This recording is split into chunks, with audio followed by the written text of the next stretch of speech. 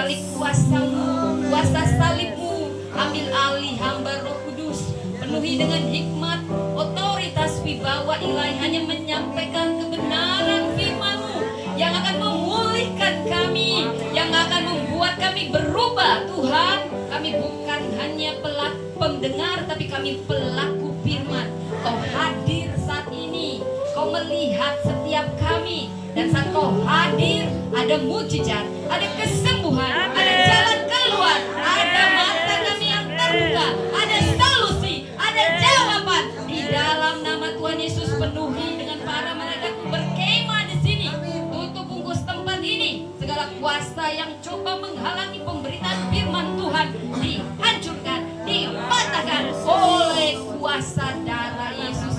Biar Kau yang memenuhi kami, Roh Kudus, bicara pribadi, lepas pribadi. Biar firman-Mu yang menyejukkan hati dan memulihkan setiap kami. Berfirmanlah Tuhan, kami siap mendengar. Di dalam nama Tuhan Yesus kami berdoa.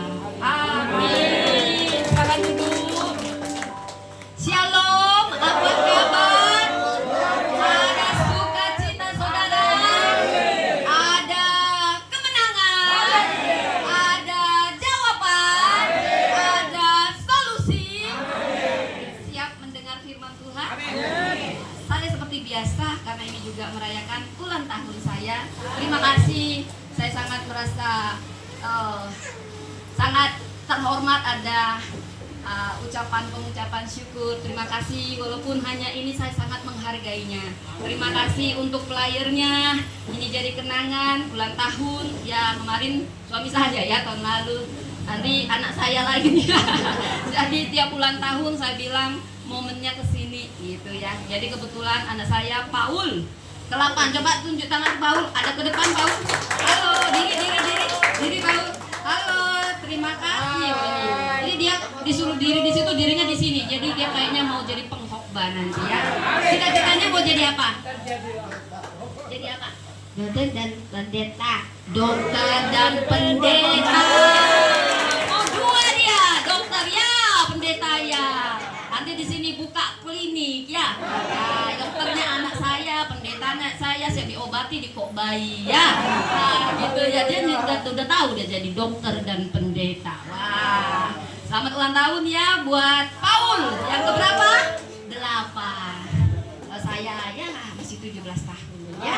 Selalu awet muda, tiap tahun makin muda dalam nama Yesus. Amin. Baik, saya ada pantun sebelum kita mendengarkan firman Tuhan. Nanti dibilang cakep ya. Nah, burung merpati terbang katanya, hinggap sebentar di atas dahan. Mari siapkan hati dan iman. Kita sambut firman Tuhan dengan sukacita dan kerinduan. Kami teguhkan Allah Eroi hadir di sini. Apa temanya? Apa temanya hari ini? Eroi, saudara. Iya. Oke. Lagi nggak bisa ininya, TV-nya ya. Tiba-tiba nggak apa-apa.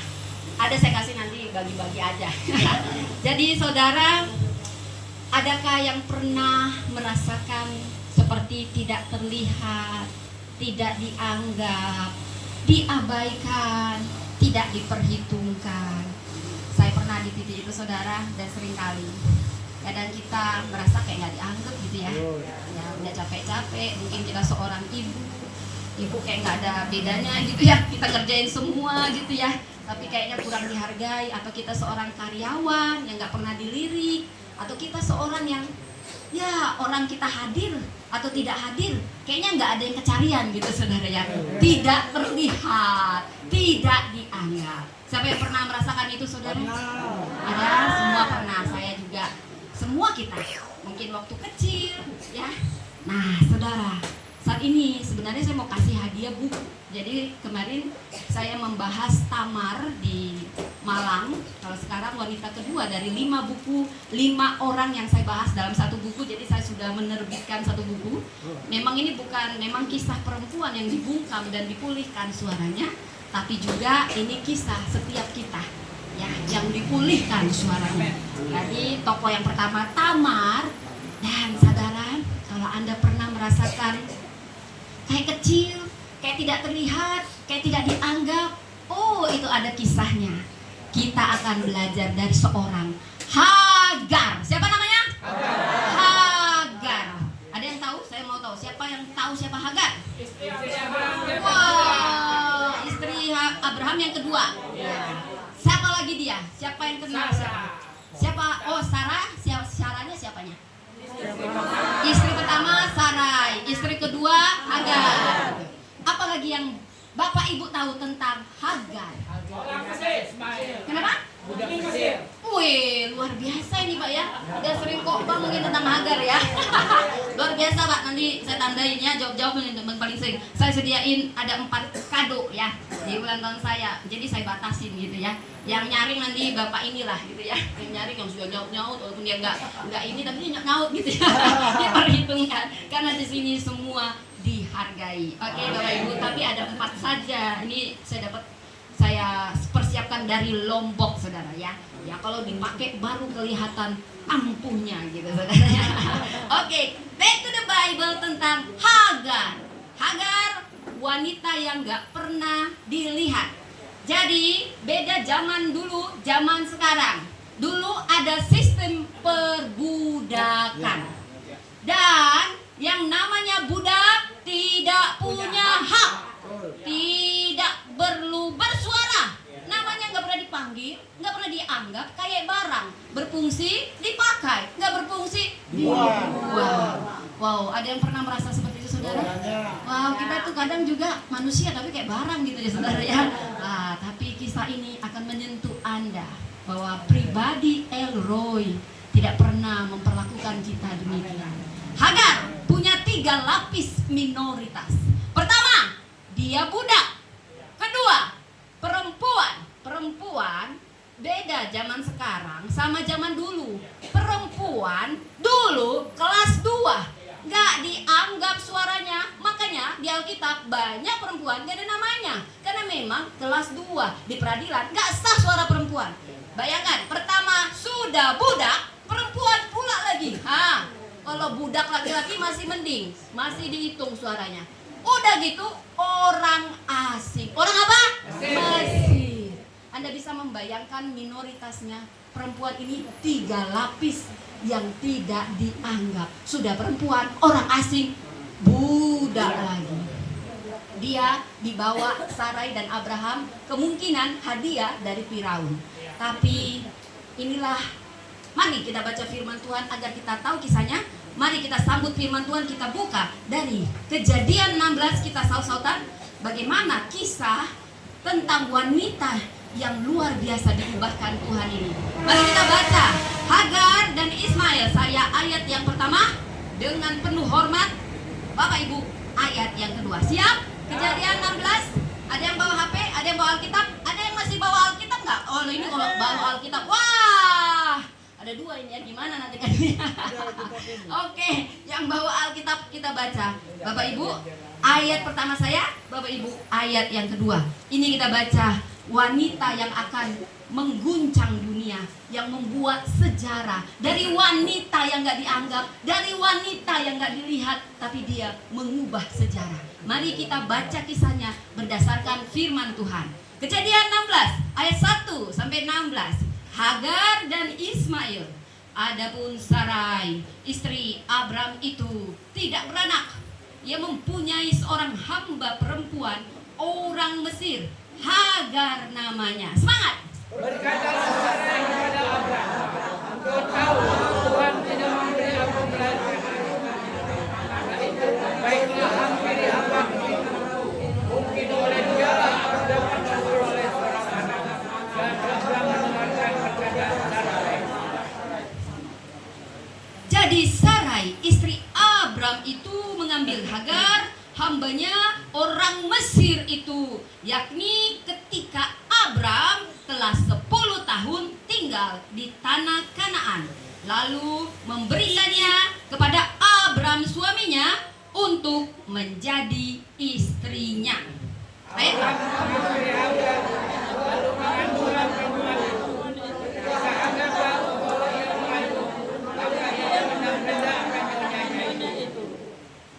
Lalu berkatalah Sarai kepada Abram, penghinaan yang kuderita ini adalah tanggung jawabmu. Akulah yang memberikan hambaku ke pangkuanmu. Tetapi baru saja ia tahu bahwa ia mengandung, ia memandang rendah akan aku. Tuhan kiranya yang menjadi hakim antara aku dan engkau. Hambamu itu dibawa ke sana. Berbuatlah kepadanya apa yang kepadamu baik. Lalu Sarai dikasihkan sehingga ia lari meninggalkannya. Katanya Hagar hamba Sarai. Ini ayat 7 ya sekarang ya? Ya, maaf. Lalu malaikat Tuhan menjumpainya dekat suatu mata air di padang gurun, yakni dekat mata air di jalan ke Syur.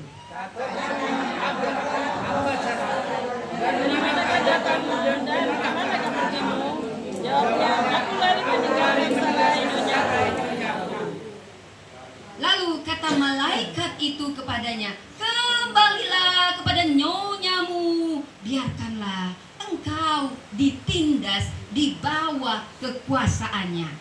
Lagi kata malaikat Tuhan itu kepadanya, aku akan membuat sangat banyak keturunan sehingga tidak dapat dihitung karena banyak. Ayat 11 selanjutnya kata malaikat Tuhan itu kepadanya, engkau akan mengandung dan akan melahirkan seorang anak laki-laki dan akan menamainya Ismail, sebab Tuhan telah mendengar tentang penindasan atasmu. Ayat 12.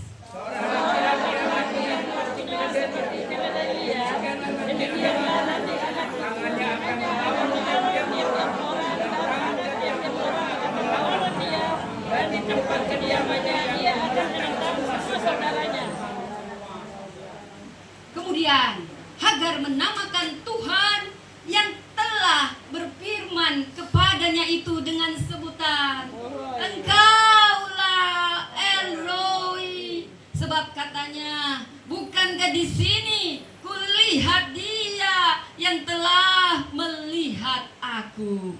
Sebab itu tadi disebutkan orang letaknya antara Kedes dan Beres. Lalu Hagar melahirkan seorang anak laki-laki bagi Abram, dan Abram menamai anak yang dilahirkan Hagar itu Ismail. 16, semangat.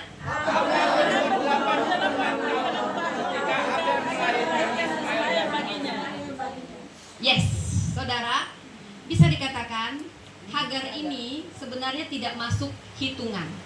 Dia nggak pernah ditanya, Hagar, mau nggak kamu ditiduri suamiku, nanti anaknya milikku ya. Itu seperti budaya zaman sekarang. Saudara, saya perlu memberitahu, zaman sekarang beda sama zaman dulu.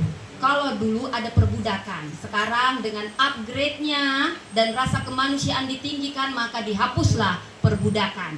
Tapi dulu bahkan di zaman Alkitab, jujur ini budaya, bukan kebenaran. Budak nggak punya hak. Budak nggak ada suaranya.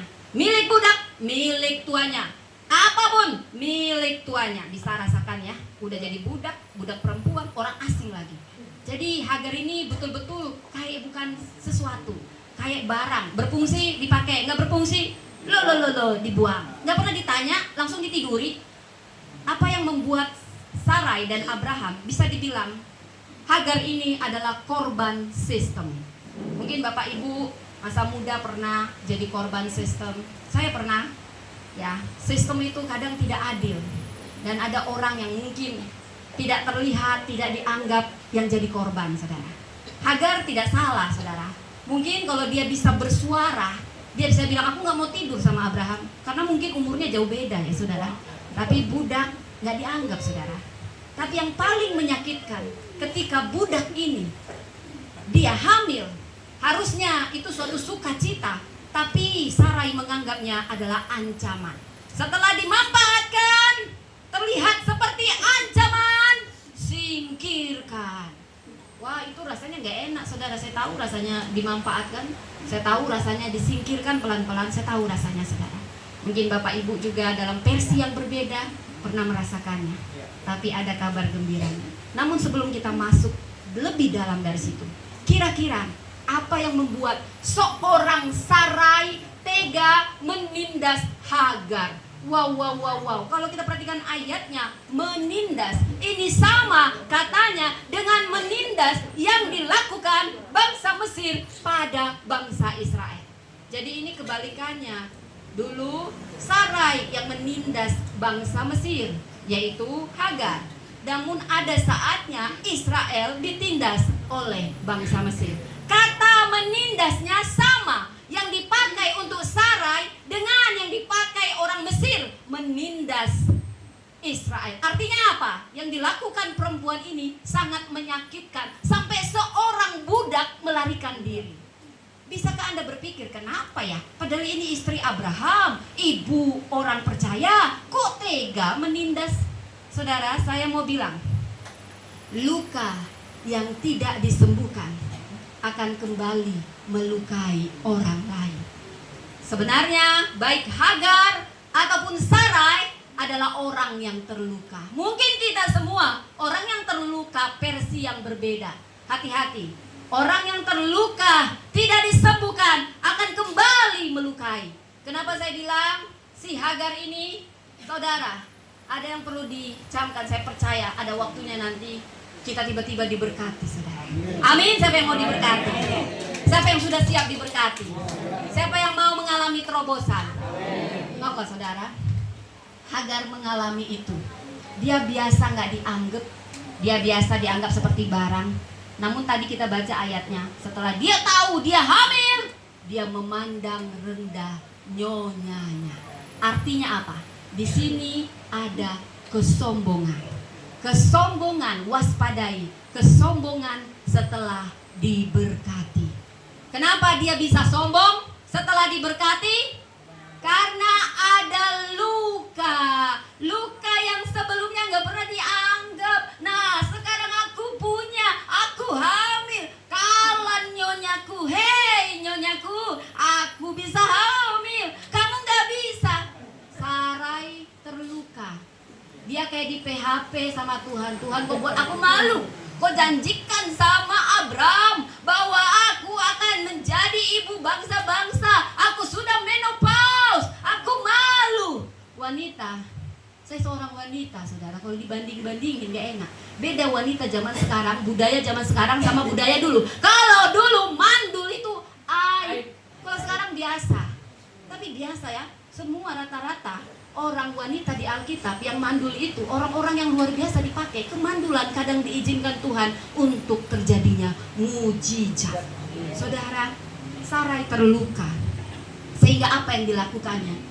Wanita yang terluka, makanya hati-hati ya, wanita bisa lebih ganas daripada singa kalau dia sudah sangat terluka, terutama kalau dibanding-bandingin. Makanya pria-pria jangan macam-macam ya. Istri sah akan lebih ganas daripada pelakor yang langsung diganasin.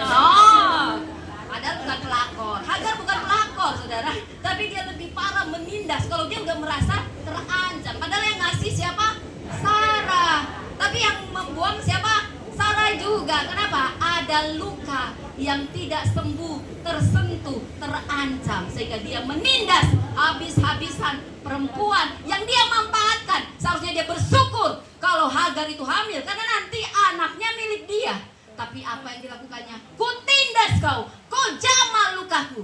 Ada kesombongan, luka yang tidak disembuhkan. Luka kembali melukai. Orang yang terluka juga ketika dia diberkati, dia akan sombong dan kembali melukai.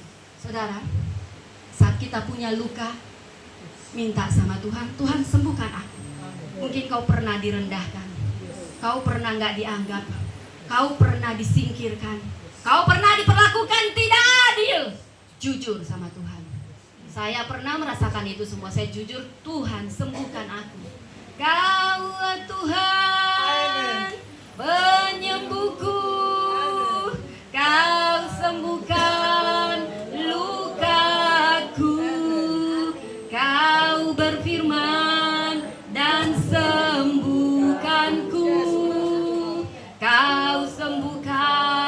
lukaku. Saudara, mungkin kau pernah terluka, bawa pada Tuhan. Luka yang tidak dipulihkan atau disembunyikan, ada saatnya akan keluar. Dan saat kita diberkati, kita menjadi orang sombong. Tapi kalau mau diberkati, pastikan Anda mengampuni siapapun yang melukai. Siap mengampuni? Siap?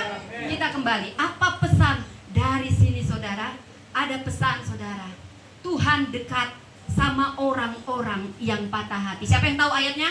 Tuhan itu dekat pada orang-orang yang patah hati dan remuk hatinya. Di mana? Di Mazmur. Saudara, terlepas Anda yang salah. Saya pernah merasa bersalah karena kesalahan saya sendiri. Siapa yang pernah, saudara? Saya remuk hatinya karena kesalahan saya. Ada juga remuk hatinya karena kesalahan orang. Terlepas, mau kau salah, mau kau benar, saat kau terluka, Tuhan berpihak pada orang-orang yang terluka. Hagar sangat terluka setelah dia merasa dianggap sebagai ancaman, dimanfaatkan, dan saat dia dianggap ancaman, disingkirkan, ditindas sampai dia nggak kuat. Apalagi kalau wanita hamil itu lebih sensitif. Dia melarikan diri ke padang gurun. Dan disinilah pesan yang pertama. Allah melihat dan mendengar setiap orang-orang yang terabaikan dan terluka. Saya ulang. Allah melihat dan mendengar setiap orang-orang yang terabaikan dan terluka. Perhatikan, Tuhanlah yang menjumpai Hagar, bukan Hagar yang menjumpai Tuhan. Tuhan bertanya, Hagar, dari manakah engkau dan mau kemanakah engkau? Apakah karena Tuhan gak tahu? Tahu. Jadi kenapa dia bertanya? Ada yang tahu?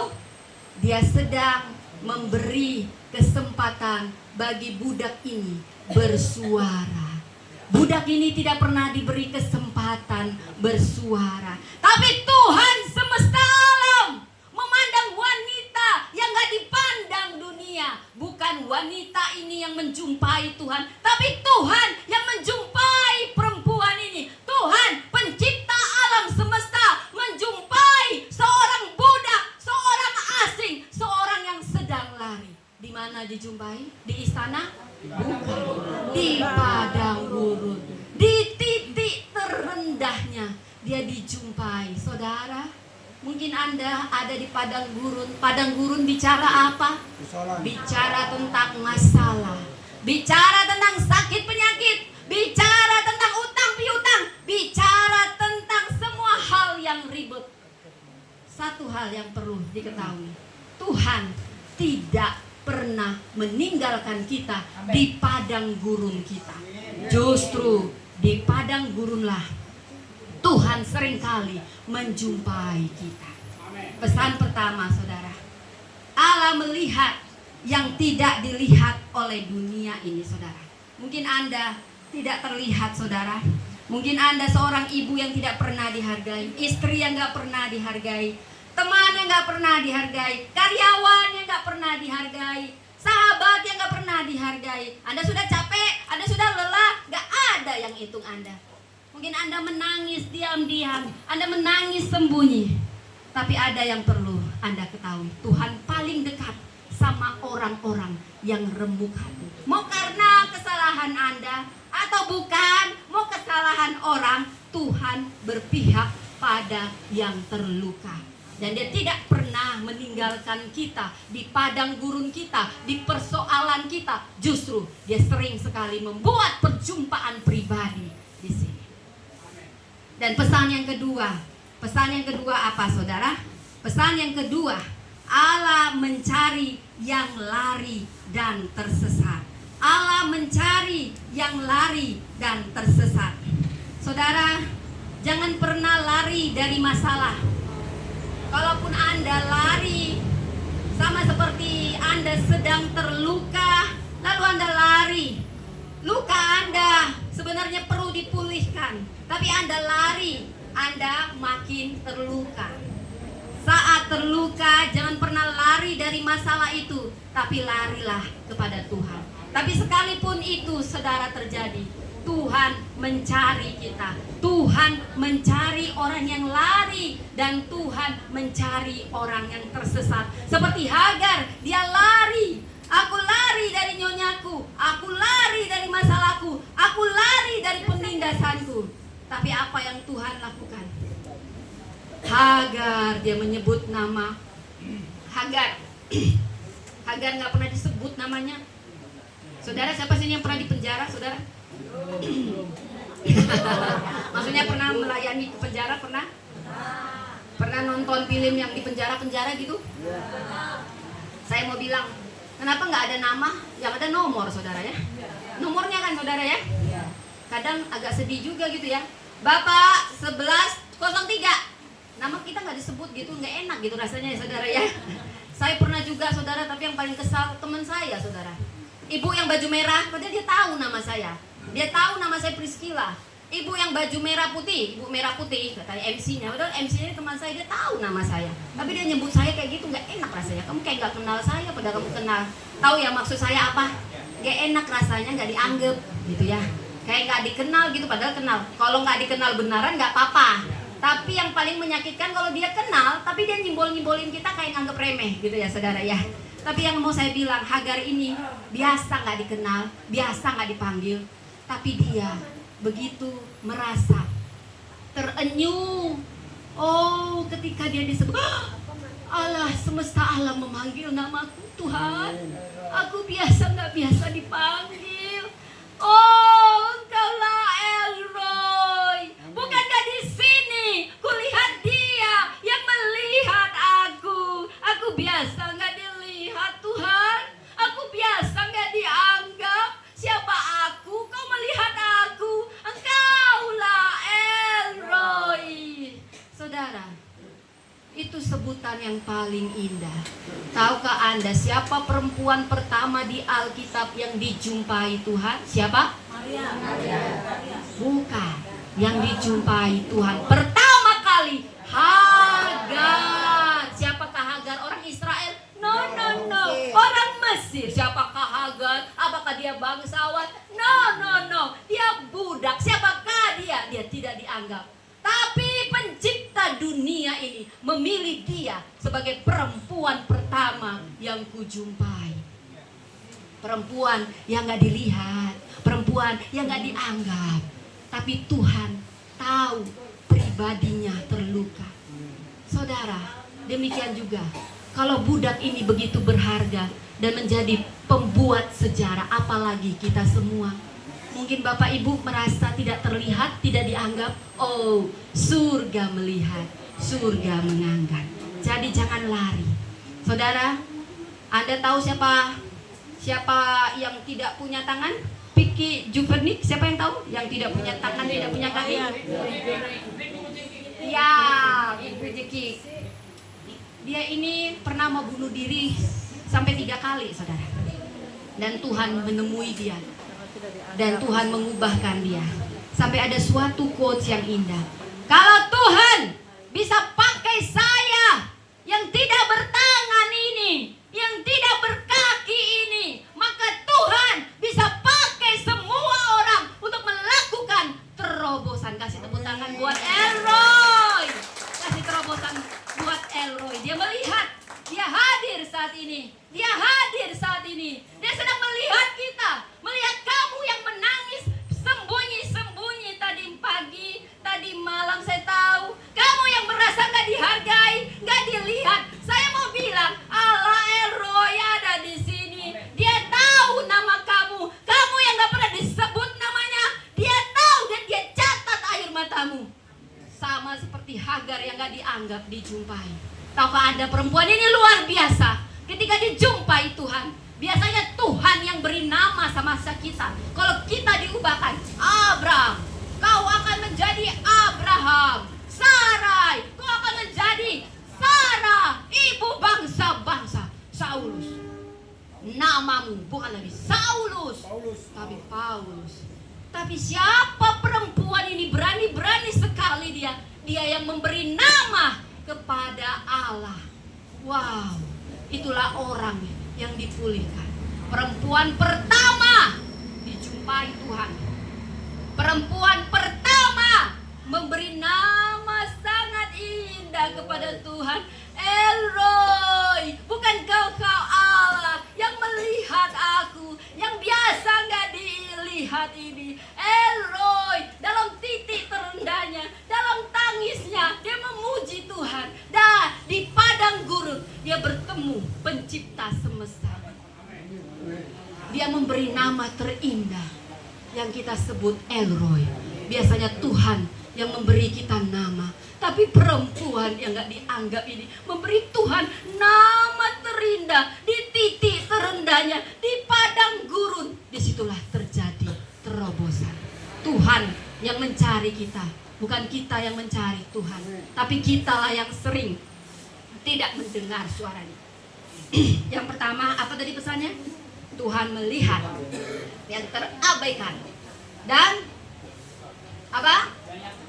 Yang terluka. Yang kedua, apa pesannya yang kedua?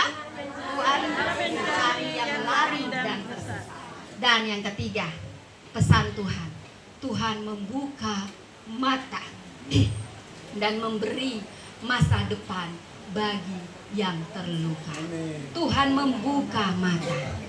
Jadi di Kejadian 21, Bapak Ibu, siapa yang mau baca Kejadian 21 di mana Hagar dibukakan Tuhan suatu sumur. Hagar ini 2 kali diusir. Diusir saat dia hamil, diusir saat anaknya sudah besar. Dan dia bertemu 2 kali Tuhan di mana? Di padang gurun. Pada saat itu dia diusir dan ditindas, airnya habis. Siapa yang bisa menemukan ayatnya? Di sana tentang sumur. Kejadian 21 ayat 8 sampai 24. Coba siapa yang cepat dapat kado. Ayo, Kejadian 21 ayat 8 sampai 24. Coba pilih ayat di mana Tuhan membuka mata Hagar. Ayat di mana Tuhan membuka. Tambah besarlah anak itu dan ia disakiti. Lalu Abraham mengadakan perjamuan besar pada hari Ishak itu. Pada waktu itu Sarah melihat bahwa anak yang dilahirkan. Ya, mungkin Pak yang ini aja, biar jangan kepanjangan. Di mana ayat tertulis Tuhan membuka mata Hagar? Ya, boleh. Tapi Bapak dapat hadiah. Terima kasih, Pak. Ayat 19. Ya, baca, kuat. Lalu Allah membuka mata Hagar sehingga ia melihat sebuah sumur. Dia pergi mengisi jilbabnya dengan air, kemudian diberinya anak itu minum. Wow, kasih tepuk tangan buat Tuhan.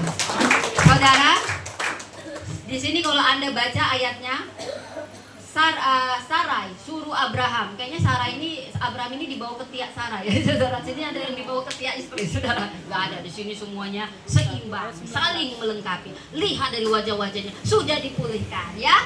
Dan saudara, pertama diusir saat hamil, sakit rasanya, balik lagi dia karena ada janji dari Tuhan. Kedua, diusir ketika dilihat anaknya bermain. Oh, ini ancaman ini anak sulung ini Ismail. Sarah ini sangat merasa terancam. Usir. Kok nggak enak banget. Airnya habis, mereka kehausan. Sampai anaknya dia letakkan si Ismail. Ya, Tuhan gak sanggup aku Tuhan. Gak sanggup aku Tuhan melihat anakku mati. Saudara, Tuhan menjumpai Hagar kembali di titik terendahnya, di padang gurun. Perhatikan, Tuhan gak pernah jumpain orang di istana. Berkali-kali selalu di padang gurun. Padang gurun tempat mujizat. Padang gurun persoalan, kesulitan. Tempat Tuhan menjumpai kita. Gak pernah ninggalin kita. Tapi Tuhan membuka mata Hagar. Kenapa Tuhan perlu membuka matanya? Karena dia nangis, lalap nangis. Haus. Berapa kita yang lalap nangis. Ada masalah nangis, ada masalah putus asa, ada masalah mau bunuh diri. Ada yang pernah di sini, saudara? Oh, sini semuanya penuh sukacita, saudara ya. Tapi wanita ini hampir putus asa dan Tuhan membuka matanya. Dan apa yang Tuhan lakukan? Sumur. Ada sumur. Saudara, sumur bicara apa? Sumur bicara solusi. Sumur itu sudah ada dari tadi. Tapi si Hagar gak bisa lihat. Kenapa gak bisa lihat?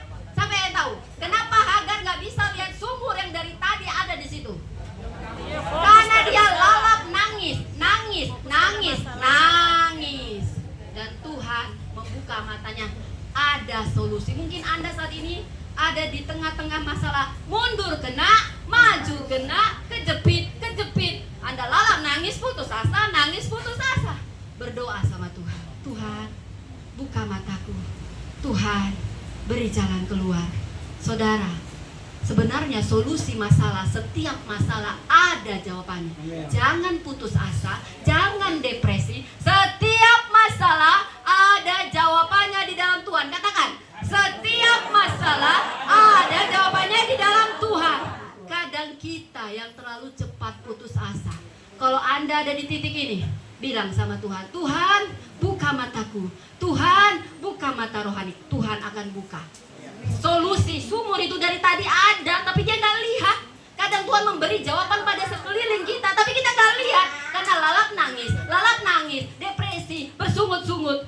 Kalau Anda ada di titik kejepit, berdoa, Tuhan, beri, buka mataku. Solusi itu bisa teman kita. Solusi itu bisa sekeliling kita. Kadang Tuhan membuat yang baru, kadang Tuhan tidak mengubah situasi, tapi Dia membuka mata kita. Jawabannya ada pada temanmu, jawabannya ada pada hobimu, jawabannya ada dari tadi di sini. Lalap kok nangis. Saudara, percaya, sebesar apapun masalahmu, ada jalan keluar. Dia hidup, ada hari esok. Sebab Dia hidup, ku tak gentar, karena ku tahu Dia pegang hari esok. Hidup jadi berarti sebab Dia hidup. Kasih tepuk tangan buat Yesus. Dalam Yesus ada solusi. Katakan, dalam Yesus ada solusi. Orang Kristen jangan sampai bunuh diri. Mau apapun masalahmu, ada solusi. Bilang sama Tuhan, buka mataku Tuhan, melihat sumur solusi itu. Dan percayalah, setiap luka wanita yang Buddha ini, karena terlukalah dia menjadi pengubah sejarah. Saudara, mungkin ada orang-orang yang terluka. Mau terlepas Anda salah atau benar, Tuhan berpihak pada orang yang terluka. Hagar bukan siapa-siapa, sampai dia terluka, Tuhan yang menjumpainya. Akhirnya wanita budak yang bukan siapa-siapa membuat sejarah besar. Tahukah siapa keturunan Ismail? Siapa yang tahu? 12 raja. Ya, luar biasa. Bapak siapa namanya? Wah, jadi sebenarnya dia kaum Kedar, kaum sepupu kita ya saudara ya. Artinya sekalipun Hagar tidak diperhitungkan, Tuhan selalu punya jalan untuk menghargai orang-orang sekalipun dia tidak diperhitungkan. Itulah bedanya dunia ini. Tidak diperhitungkan, singkirkan. Walaupun Hagar kau tidak masuk rencana, aku Tuhan yang dekat sama orang-orang yang remuk hati. Aku punya janji untukmu. Walaupun awalnya janjiku untuk Ishak, untuk Abraham dan Sarah lewat Ishak, tapi kau kuhargai. Mau kau budak, kau orang asing, bagiku kau pribadi. Kau bukan barang yang harus manis sepa dibuang. Aku mencintai setiap umatku. Aku dekat sama orang-orang yang remuk hati. Ketika kau bawa luka itu pada Tuhan, kau akan menjadi history maker. Kasih tepuk tangan buat Tuhan. Ada janji Tuhan untuk kita semua, masa depan cerah. Amin. Demikian firman Tuhan saudara. Jangan lagi menangis, pulang dengan sukacita. Bagikan sukacita. Katakan ada solusi di dalam Tuhan. Kita dilihat oleh Tuhan. Allah kita El Roy. Katakan Allah kita El Roy. Tepuk tangan buat Allah El Roy. Mari kita berdoa saudara. Terima kasih Tuhan, hamba-Mu sudah selesai menyampaikan firman. Seperti kau mencintai hanya seorang budak, kau lebih lagi kami tahu cintamu besar. Terlebih untuk PD anugerah cintamu besar Tuhan. Untuk semua Bapak Ibu yang hadir di sini, Engkau hadir di sini. Engkaulah El Roy. Kami pun menyebut Engkau. Engkau Allah El Roy, Allah yang melihat aku, Allah yang memulihkan aku, Allah yang punya janji. Di dalam Tuhan ada jalan keluar. Di dalam Tuhan setiap luka jadi kesaksian. Engkau mengenalku secara pribadi, Engkau melihatku secara pribadi, Engkau melihat setiap